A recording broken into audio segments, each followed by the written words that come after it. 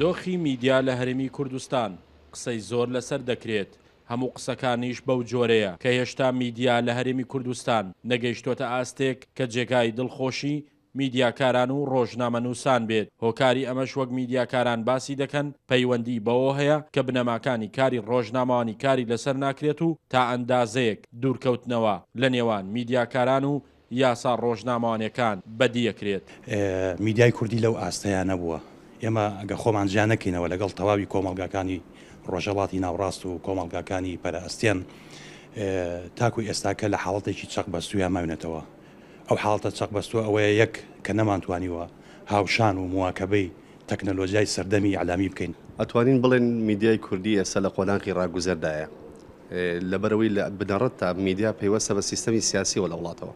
ئەگەر تۆ خاوەنی سیستەمێکی سیاسی دیموکراسی بیبێ گومان میدیاکەش زیاتر دەستکراوە و دەزوڵاتر بێت و زیاتر دەرفەتی بۆ ڕەخسەکە بگا بەسەر چاوەکانی هەواڵ و زانیاری و میدیا لەو ڕوانگەیەوە پێشکەوێت. بۆ لێکۆڵینەوە و شەنوکەوی چەند بابەتێکی پەیوەستدار بە دۆخی میدیا و شیکاری ورد و بابەتیانە لەسەر شێوازی کاری میدیا لە هەرێمی کوردستان دەستگای ڕۆشنبیری ئاران لە ڕزگاری سیمپۆزمێکی ڕێخست و بە سێ تەوەر ئاراستە و بیرکردنەوەکان لەسەر تێگەیشتن لە میدیا و چالاکردنی ئەم بوارە کە بە دەسەڵاتی چوارەم ناو دەبرێت باسکرا. مەبەستی سەرەکیشمان بۆ ئەو سیمپۆزمە ئەوە بوو کە هەستمان بە کۆمەڵێک کێشە و کەم و کوڕی و لە شێوازی دەربڕینی و دوورکەوتنەوە لە ئەتیکی ڕۆژنامەوانیدا لە دەڤەرەکەدا هەیە. ئەمە پێویستمان بۆیە کە میدیا بە دەوری گرنگی خۆی هەستێ لە هەموو کۆمەڵگەکانە میدیا گۆڕانکاریەکەەوە دەورێ بێ لە ئاڕاستێنەکردنی دەسەڵات بۆ گۆڕانکاری وەلا ئاراستەکردنی لایەنی وشاری خەڵک